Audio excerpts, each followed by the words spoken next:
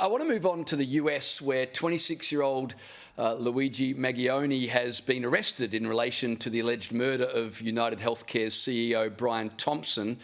Now, if the shooting of Thompson in broad daylight wasn't shocking enough, reaction to the murder has been quite unbelievable. Social media has been swamped with people cheering for Thompson's murder and lionising the alleged killer for taking out a supposed billionaire. And the Pennsylvania McDonald's, where the alleged killer was arrested, has been bombarded with negative reviews online. People have called the staff who reported the shooter to police rats and snitches. And to no one's surprise, students at Sydney's top universities have now decided to politicise the assassination. One student wrote, and this has gone viral, "All billionaires are parasites and we need to get rid of them."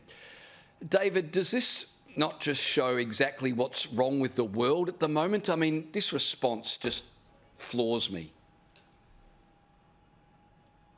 Socialists don't take their masks off very often, but when they do, you get to see that they're basically following an inherently violent ideology. Unlike libertarian ideas, socialism is inherently violent. And this is why these people always need to tell everyone about what good people they are. They wear their badges and pins and constantly virtue signalling. They need to tell people that they're good, because normal people that are good, you don't need to tell other people that you're a good person. They're inherently violent, and we need to call this out more often, because it's not just this. There's many other things where they sort of feel more empowered and more emboldened to act in ways that are really violent and destructive, and we need to call it out and put a stop to it. Yeah, exactly. These same people saying, we need to get rid of all billionaires, kill them, are the same people who also preach tolerance and love and coming together. Christy, if the CEO of the health fund was a black woman, do you think they'd be as excited about the murder? That's a very interesting point, James. No, I think they would probably find a way to celebrate that in a different way.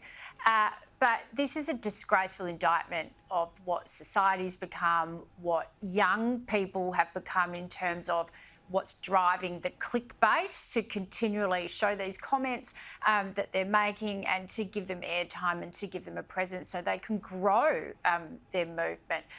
The police will tell you that leads to sparking copycat incidents, and I'm sure there's a lot of CEOs out there running equivalent companies that would be pretty scared around this sort of momentum of that messaging.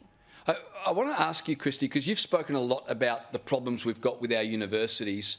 There's the Socialist Alternative at Sydney University, I think it is, and they've got posters around Newtown at the moment showing the face of the CEO who was murdered in cold blood with the caption, "Abolish the billionaires." I might point out, by the way, that the man who was murdered was not anywhere near a billionaire.